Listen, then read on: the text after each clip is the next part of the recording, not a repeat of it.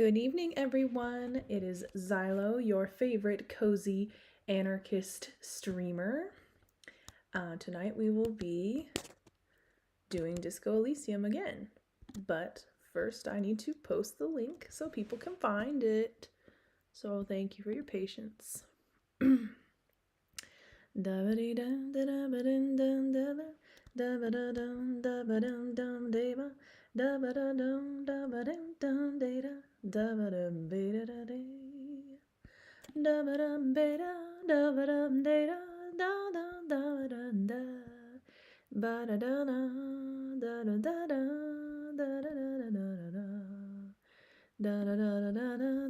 Se copió el vínculo en el portapapeles.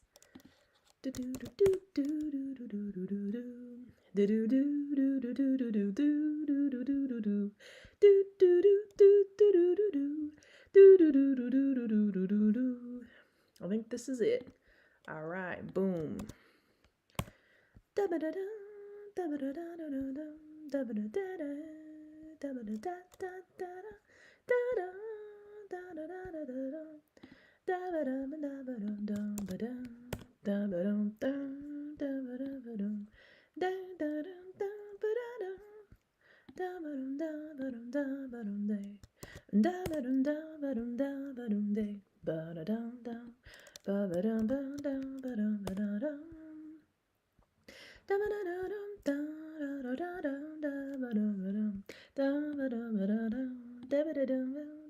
Hopefully this works.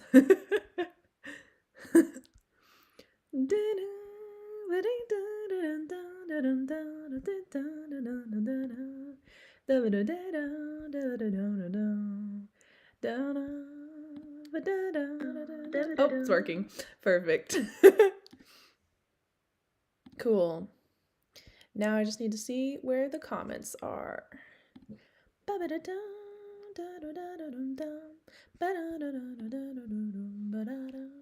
Chat.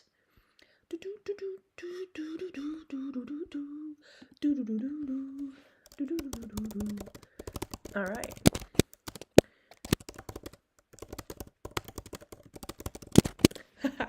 Perfect.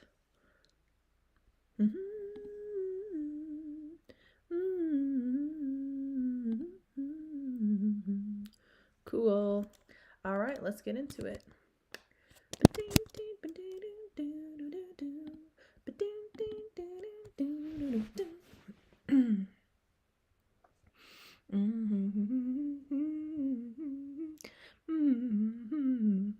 Tell me in the chat how your day's going.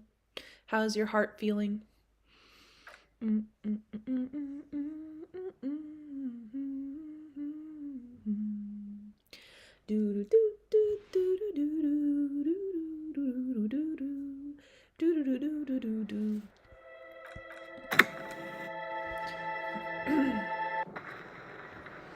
Bro, yeah, we were playing in the car.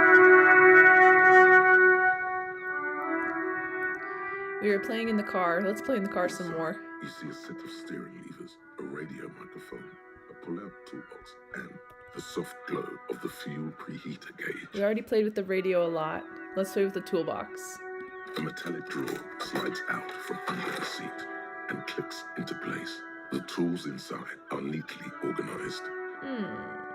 Take what you need, officer. It's going to be a long case. I'm not protective of my tools, like some men are. He's clearly a little protective of his tools.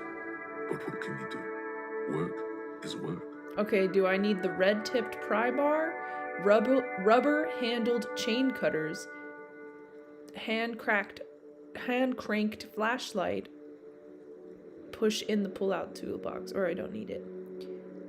I mean, how much can I carry? Would it be more useful to have it in my party or to come back here? I don't know if I'm just gonna see if I can take everything. Feels nice and cold in your hand, heavier than you'd think. I'm just gonna take everything I need. All sorts of doors and lids. I'm gonna take all of it. The handles are long and sleek. Snap, snap, go the cutters in your hand. Chain cutters. You can do good work with these. Cut chains, locks, and ropes especially belts. Especially belts? Okay. Take the hand-cranked flashlight. It's robust, weatherproof, and well-made. Police issue, blue. Lets you see things in the dark you would otherwise miss. Alright, we took everything. The pull-out toolbox slides back into its nest. Preheater gauge casts a warm glow on the steering levers and the radio on its hook. Run my fingers over one of the steering levers. The white suede feels luxurious under the touch, and the metal clutch handle so very familiar in your palm. I guess I know how to drive? Your fingers waste no time closing around the handle. Clutch disengaged. Release the handle. Clutch drops. Right foot yearns for the familiar touch of the accelerator pedal. You have synced with the machine's mechanical circulation. Do I know how to operate this machine? Seems obvious to me, but I'll click it anyways. You feel an uninterrupted connection to the mechanics. Wait, does it mean I know how to pilot it? After a while, you realize silence is your only answer. Do what you will with it. Release the clutch and squeeze it again. Of course it's only in your head. Of course it is. But it almost feels as if the clutch handle is gently squeezing back. That's cool. How are you, my friend? The smell of freshly treated leather, the lack of dirt and dust on the dashboard, and a neat little brush in the cup holder, all seem to be whispering. Ah, I'm a dead cow, leather. I'm good, cherished and cared for, in the hands of a tending owner. Okay. Where have you been? At the bottom of the sea. Damaged morale? I got -1. That was really scary. I've never seen that before. What? So strange. The machine is not on the bottom of the sea at all. It's right in front of you, well kept. Why did it say that? A dark feeling. This is going wrong. Let go of the clutch. I only have one choice to release the clutch. The handle is pulled back. Somewhere deep inside the drivetrain, the disc is mated to the flywheel again. In the cabin, you see a set of steering levers, a radio on a hook, a pull-out toolbox, and the soft glow of the fuel preheater gauge. Wow, I know everything about cars. That's a pretty redeeming quality, my friend. Okay, tap on the fuel preheater gauge. I know none of this terminology. As you tap on the gauge, the indicator pin jerks as if startled. It's in the large orange sector, indicating the engine is warm. Next to the gauge is a red switch labeled heat. Sorry, I was not paying attention. I was fantasizing about if anyone would join my stream. There's no use pressing the heat button. It won't start without the ignition key. Heat.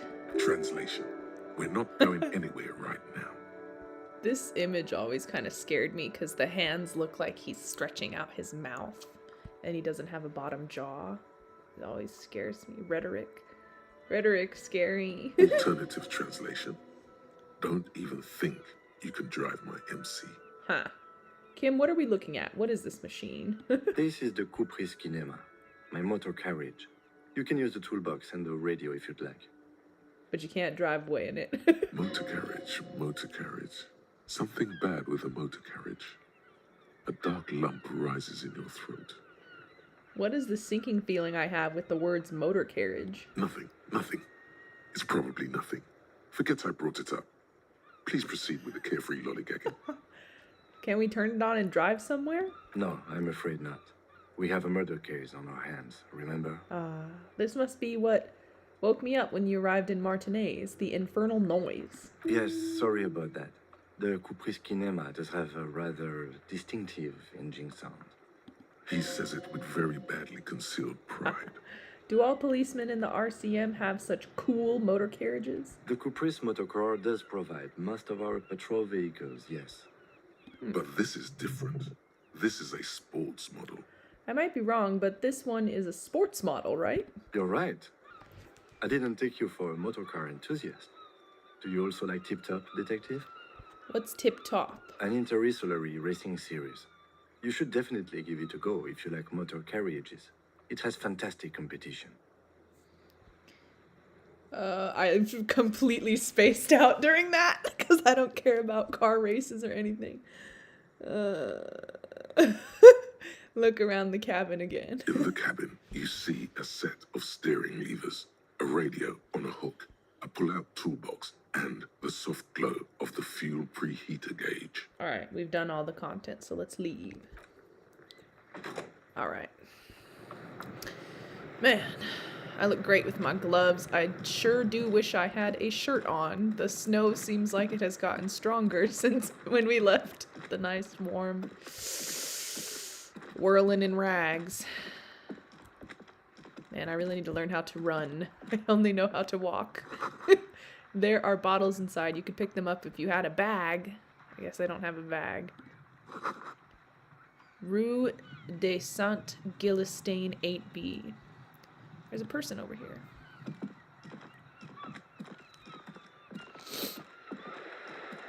Hello, sir. Step right in. The store is open. A young girl with chubby red cheeks waves at you, smiling. Her nose is also red from the cold. Hello, I am the law, or hi. Are you interested in a new and exciting book? She stomps her feet to feel warmer. I am interested in the book, but I can't ask her more about the book. What kind of a store is this anyway? Or is it okay if I ask you some questions? Or not really and leave? I'll ask her about the store. It's a bookstore, sir. We sell books, postcards, and some board games. It's called Crime, Romance, and Biographies of Famous People. Whoa, whoa, whoa, whoa. Hold your horses, little girl. What is a book? That is a book. They have stories inside them. It's like someone told you a story in a really long letter. It's a great description of what books are. What's a postcard? A postcard is a small cardboard picture. You can write a few words on the other side and send it to your friend or beloved. Aw. And then, what's a board game? Board games are like little games on a table, made to pass the time. There are several different ones, but sailors here mostly buy cards. That's cool. Interesting, thanks. My pleasure. Anything else you'd like to know? Is it okay if I ask you some questions? Okay, sir. I'll try to answer any questions you have. I hope they're about books. What's your name? My name is Annette, sir. My mum, her name is Plaisance. She owns the store. She's inside minding the register or organising the stock. The girl gazes at the window, then suddenly jolts, her eyes wide, as if recalling something. Feel free to step in and browse our wares. And you're standing out here in the cold because... I'm signalling that the store is open. Otherwise, people might not know. They'd miss out on the crime, romance, and biographies of famous people. I should have a word with the store owner, maybe. Oh, no, sir. I'm happy to help Mum by luring in customers. Besides, I have some hot juice in my vacuum bottle to keep warm. Yum. Shouldn't you be at school or something? I do my studies at home at the moment. I have to help Mum keep this place running. Isn't going to school more important than this? Or school is stupid, you're lucky not to be there? What is school anyway? I'm gonna ask what school is. School? Well, mine is a big yellow building on Boogie Street, and the people there run it. They say it's a charity. And then I have to choose between two options I don't like. Implicating that school might be more important than this, or saying school is stupid, you're not... I hate both of these options. Ugh, whatever. I'll say school is stupid. Mum says it's necessary to do both, because it builds character. Mum says a proper worker is dutiful. That's how you get ahead in life. You succeed. Life is not a race, baby girl. There is stress and unease behind these words. She's reciting etiquette. I feel that. How's the business going? Mum says it's peachy. She was a little afraid at first. There's talk about this house being cursed. Oh, that's interesting. Cursed? Behind her, the window has been boarded up. You sense the boards creaking, twisting for a second, and some kind of doubt in her tense shoulders. Cursed? I'm realizing that I'm not really able to sometimes go back and choose options all the time, so I might need to read through them, be a little more careful. Behind her, the window has been boarded up. Cursed or good to hear that it's going well? I'm sure there's nothing to worry about. I'm definitely asking about the curse. Cursed in the way that makes them say that no business has ever really thrived here, sir. That they all go, She's looking for the right word. Bankrupt, ass up, or say nothing. I want to hear what she's thinking of. Maybe I'll say nothing. Cursed in a way that makes them say that no business has ever really thrived here, sir. That they all go, say nothing. well, they run out of money and have to stop doing business. I don't think curses are real, or this sounds rather serious. I should probably look into this. Narrow your eyes and look through the creaking boards. Hell, yes, definitely this number 2. We can go into the bookstore and ask about the case. But I don't see much more to look into here. The lieutenant makes a note in his notebook. You don't believe in ghosts, do you, Kim? Yes, please do look at our wares inside. The postcards and board games you asked about are also there, sir. What do you know about the other failed businesses? How does this curse manifest itself? Or enough about the curse for now? I want to say number 2. I hope I can come back to number 1, but maybe not. It does not manifest itself in any way. It does not exist. I liked it better when we were talking about whether it's appropriate to stand out in the freezing weather. But Kim, the plasmic manifestations, or fine, I'll show you. What the hell does this mean, I'll show you? I'm gonna do that one. Anything else you wanted to talk about, sir? Okay, cool. What do you know about the other failed businesses? Nothing really, sir. Mum doesn't allow me to sneak around in the back rooms or the cellar. I don't really know what's there. Okay, that's enough about the curse for now. Maybe I can tell you about some of our books instead. Annette looks at your shaved, prickly chin. It distinctly contrasts with the oily mutton chop that surrounds it. I don't understand all that. Kind of sounds like negative self-talk to me, so we're going to skip that. Maybe I can tell you about some of our books instead. What is this crime business? Crime fiction is about murders or burglaries or things like that, and the work of a policeman or a private detective who's trying to solve a crime and catch the criminals. No, not crime fiction. I need to know what crime is. That seems interesting. Why would anyone want to read about crime? Or number 3, okay, I get it. Crime, murder gets the people going. Number 1, what is crime? She doesn't know what to say. It's that bad? Point to your head. I don't understand that. Crime is what we were solving before this conversation began. Why would anyone want to read about crime? Okay. It's exciting to people, I guess. They get to imagine dangerous things. And it's kind of like a puzzle, where you can guess who the criminal is, or how the good guys are going to catch him. I'm a policeman. You don't look much like a policeman. Huh, well, what does a cop look like then? That's a good question. Okay, maybe I'm not a policeman? Or should stop being one. Ooh, I like that even better, but I like both of these questions. Oh, finally.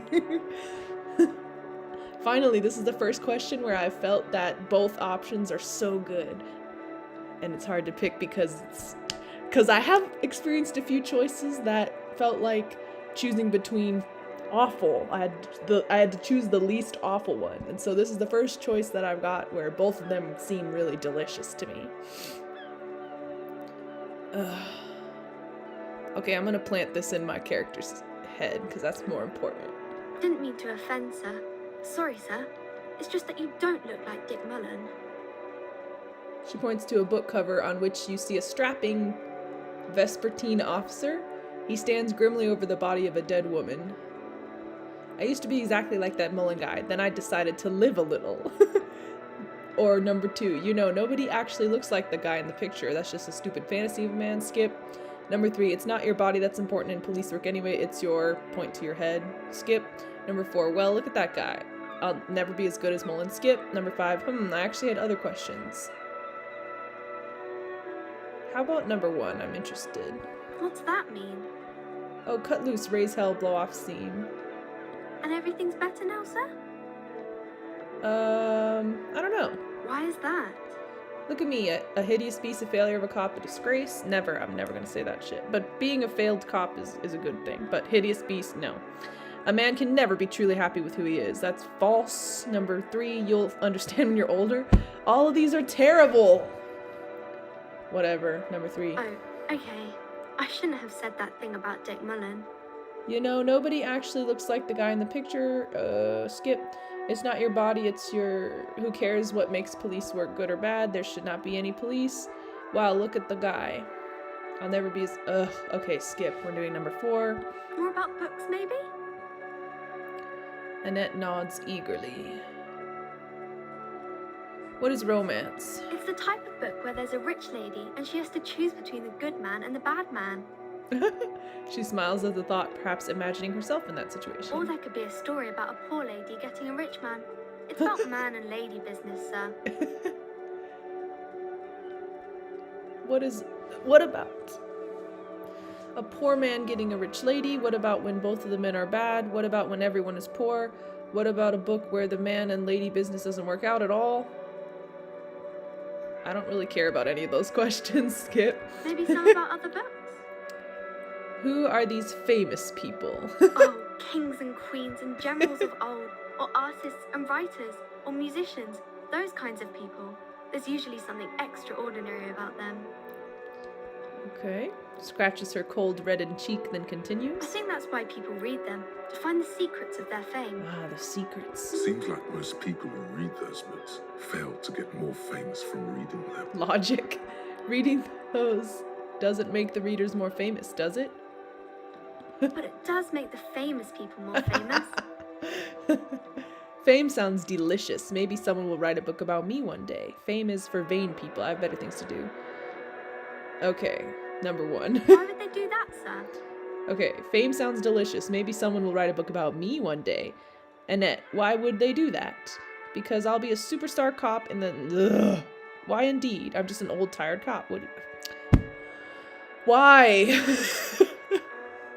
This sucks. Why indeed? I'm just an old tired cop. What use am I? Or I'll be a superstar cop. This is hard. Neither of these are good. I'm just gonna do number 2. You're not that old. Maybe you'll do something really important. Something that wows the world. You think so? Yes, there's hope. A lot of famous people got famous late, or even after they've died. Huh. Yeah. You're certainly the type who might find fame posthumously. Who knows? You might even get famous for the manner of your death. Inland Empire, you need to say more helpful things. That sounds like a nice story to tell yourself at night. Maybe fame isn't that important after all. Or number 2, some can't get noticed, others can't get properly forgotten. That's a life for you. That sounds like a whole bunch of limiting beliefs. Number 3, but if I get famous only through dying, I couldn't enjoy the fame at all. Number 1. Maybe fame isn't that important after all. Maybe not. No one needs a book written about them anyway. It's always better to read books. Ha. I like this girl. Okay, bye. See you around, Annette. Let's go to the store. Find that ghost that Kim doesn't believe exists. Wow, it seems haunted in here. A small mountain of colourful board game boxes. There are numerous types of games for all ages. A lot of shelf space seems to be taken up by We're-Out-related merchandise. I want to check the chat.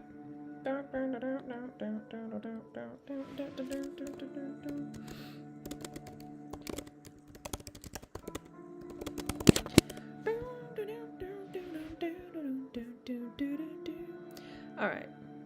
A small mountain of colorful board game boxes. There are numerous types of games for all ages. A lot of shelf space seems to be taken up by something related merchandise. Storekeep, what board games do you have here? Look through the pile of items. Wonderful board games, sir. The Viticulturist is a classic for sure, or perhaps you'd like Archipelagos of Insulinda, a very educational game for those interested in geography. Browbritter is a fun game of economic competition, but can get quite intense after a while. We have games for the whole family. You can play with your children. Aww. Who are you going to play board games with? Do you have friends or family? Do I have friends? Look at the lieutenant. Are you actually friends? Or just colleagues thrown together by circumstance? I don't feel as if I have any kids. Friends are technically like family. She fiddles with her pendant, thinking. For playing with friends, I'd recommend Suzerainty. It's a civilization building game where you build a civilization, then set off to brutally colonize and repress other civilizations. It'll cost 12 real. I appreciate when the writing does that kind of thing. Alright, storekeeper. So what about all these we're all things? Looking through the pile of we're all related items, or locked. I want to buy the suzerainty game. It's locked. What's with all these we're all things? Lousy auras there. No, role-playing games are popular among those types. Huh? You know, you're into those kind of things.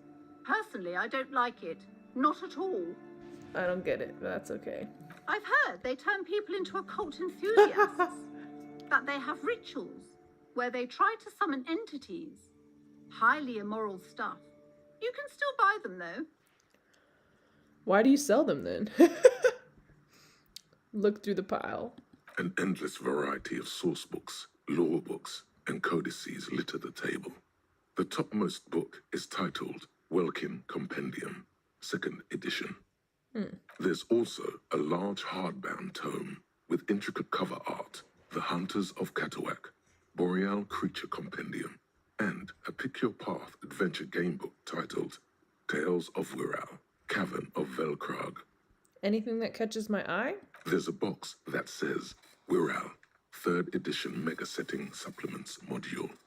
The side panel notes, a fantastique adventure board game, new maps and miniatures. A sticker on it displays 25 real. I must have absolutely no money. Okay, so everything's locked. Time to leave. Alright. Old sports magazines tucked away in a dark corner. Can I go all the way upstairs just by clicking that? Yes. Oh, so much nicer to not have to press my arrow key. And press and hold my arrow key. And then also point it in different directions.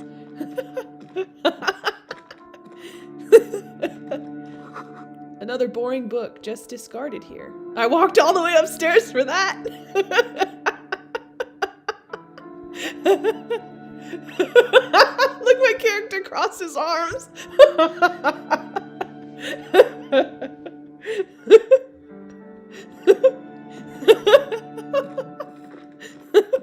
The plaque on the shelf reads, Biographies of Famous People.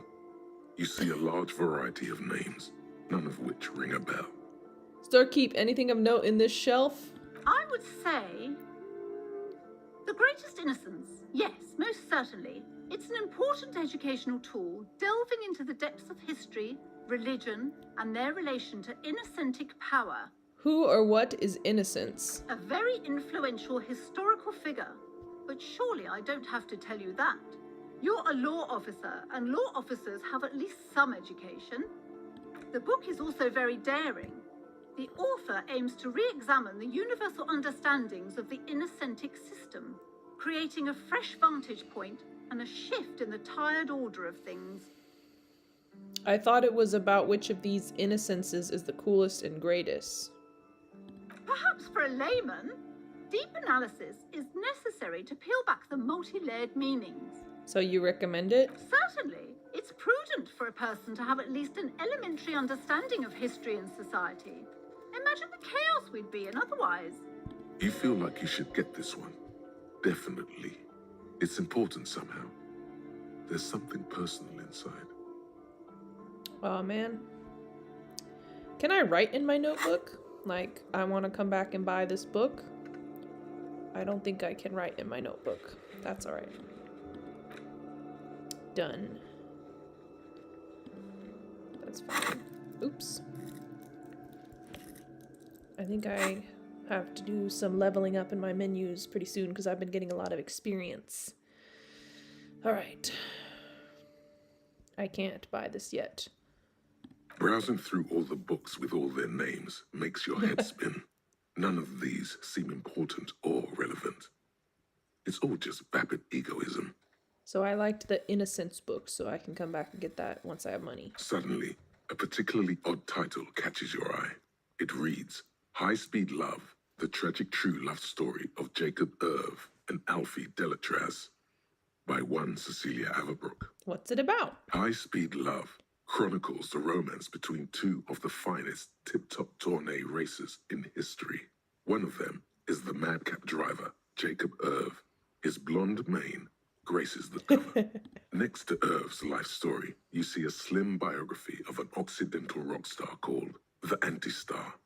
He's famous for shooting morphine into one of his eyeballs and cocaine into the other. Ooh, I don't like that. Next to that, Rivasholian radio personality Guillaume Bevy stands in front of a rundown drug den.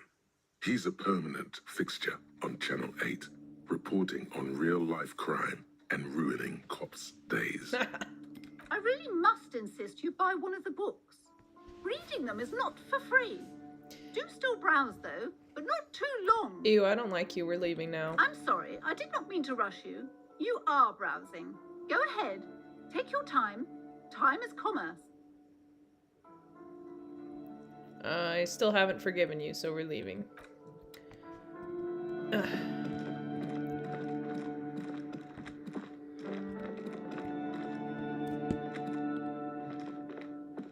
You see a set of tattered curtains blocking the way to another room.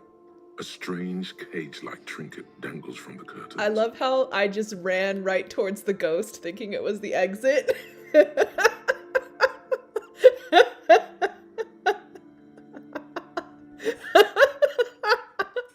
I'm leaving and I run deeper into her haunted shop.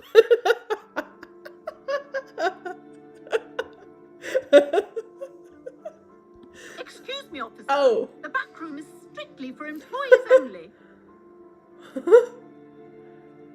Pull open the curtains. Just as you're about to pull apart the curtains, the petrified voice of the shop owner cries out once more. Petrified.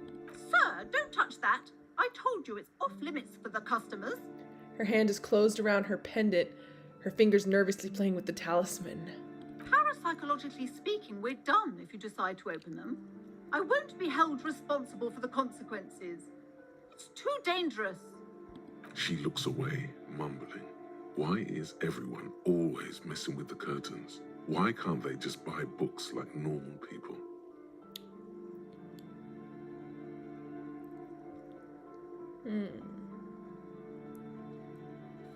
This is about the curse. That's why you're afraid. Ma'am, this is different. I'm a police officer. I need to get in there, but I sense this place calling for me. I must investigate beyond the threshold. I don't care. You can't stop me. I'll open them. Continue. I just want to do it. No! Please just talk to me, officer. Come here and let's talk this through before you decide to do anything extreme. There is something mysterious about the curtains. Be careful. Oh, You man. see a tattered set of curtains and a polyhedron-shaped cage-like trinket. Rip them apart this time for real. Am I gonna die if I do this? I want to do it so bad. Okay. Oh!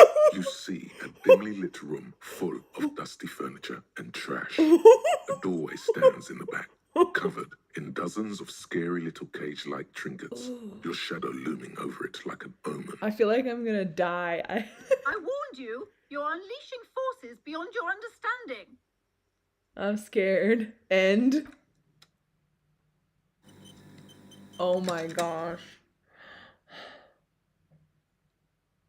That was very consequential. I just opened Pandora's box. All right, let's go in. Oh my god, it is really scary in here. Wow. Rip them apart this time for real. A vaguely androgynous portrait of a man. Man, this was worth it already just for that. Ghostly silhouettes of hair dryers. Merely looking at that unmanly haircut threatens your masculinity. Good. A heavy door with a missing handle stands before you, covered in dozens, if not hundreds, of little oddly shaped trinkets and charms. It Pain. appears to be locked. Pain threshold challenging. Break down the door. Let's do it. Damn it. Oh, I took a hit really bad. Oh! I'm too weak to break down the door. Ow. Shoot. Whew. Whose moronic idea was it to just run through the door? Don't you know that things like that hurt?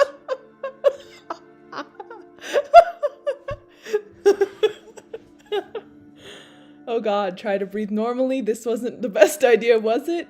I'm skipping. I deserve this. Is that blood I'm seeing? Please don't cry. Please don't cry. Okay. Blood. I'm gonna try to slow down my breathing. Are you alright? These looked pretty intense and painful, I must admit. Oh, thanks for your concern, Kim. Sorry, I still can't get over how funny it looked when I ran at the door. What is going on there? Are you really trying to break down the back door? She does not like me at all. I warn you, don't tempt the spirits, officer. Don't tempt the spirits, or you'll damage the holy wards on the door. Holy wards on the door? Man, this means business. It barely looks like you've done any damage to the door, however. It's still locked and closed, covered in dozens of little charms and trinkets. Wow. I'm gonna knock on the door. Only an echo. No one is there. Damn. A hollowed out, dark echo. That's it?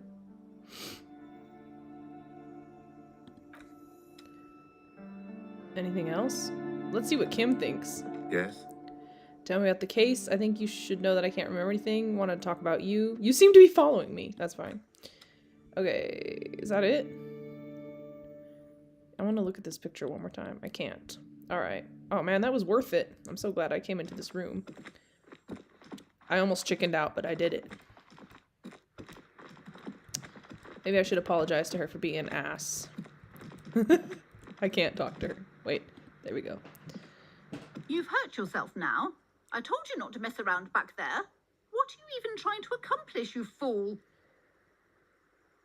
I need to know what secret's behind the door. You're only making things worse. Stop it. Be compelled to look at the books. Go to them. She's trying to witch me into looking in the books. What if I want to buy a book? The girl outside mentioned that this place is cursed. Your daughter is the one standing outside the store, right? Farewell for now, book peddler. Cursed. Cursed? Who said that? Annette? I will have a word with her. This place is not cursed. It has a robustly magnetic energy. Good for commercial activity. My business is thriving, sir. Question about the daughter. Annette, yes, my daughter. I hope she wasn't slacking off again with her nose in science fiction. Tell me, was she at her post doing her job like a proper girl? I really do not like this lady. I'm not gonna answer that question. Skip. And what else can I do for you?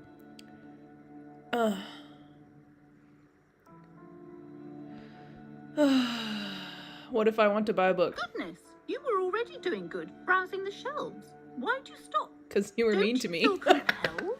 Go, go. Get back there. The books await you. What type of books do you have? Everything is on the shelves. Take a look yourself. The shelves compel you, don't they? Oh my god. Let me ask again. Everything is on the shelves. Take a look yourself. The shelves compel you, don't they? She's so witchy. Alright, I'll take a look then. She smiles and nods, seemingly relieved. Farewell for now, book peddler. Alright. I'm done. I don't have any money anyways. Oh. Man, I really am putting off going to this body. Oh, I wonder if Annette has new things to say. The government reads your mind using radio technology. Let me see if Annette has anything new to say. Now Every that snowflake is like a little gift from the sky. Aw. No, she doesn't have anything new to say. My name is Annette, sir. My mum, her name is Plaisance. She owns the store. She's inside. Feel free to step in and browse our wares. Okay. Nothing that new from Annette. This Post Lavatorie mail collection box has been heavily vandalized with graffito. A closer inspection reveals 2 bullet holes in the front. That's creepy. A faint sticker on the side reads, RCM Emergencies Desk number 8102, with a slogan, Mankind, be vigilant. I'm going to leave. Okay, should we do the body tonight? Is anyone on my stream? I guess not. That's alright. I kind of need to pee and my throat hurts, so maybe we should end now for tonight. Alright, sounds good. Thank you for watching either live or hopefully in the future, because I don't think anyone joined in the present, which is fine. Alright.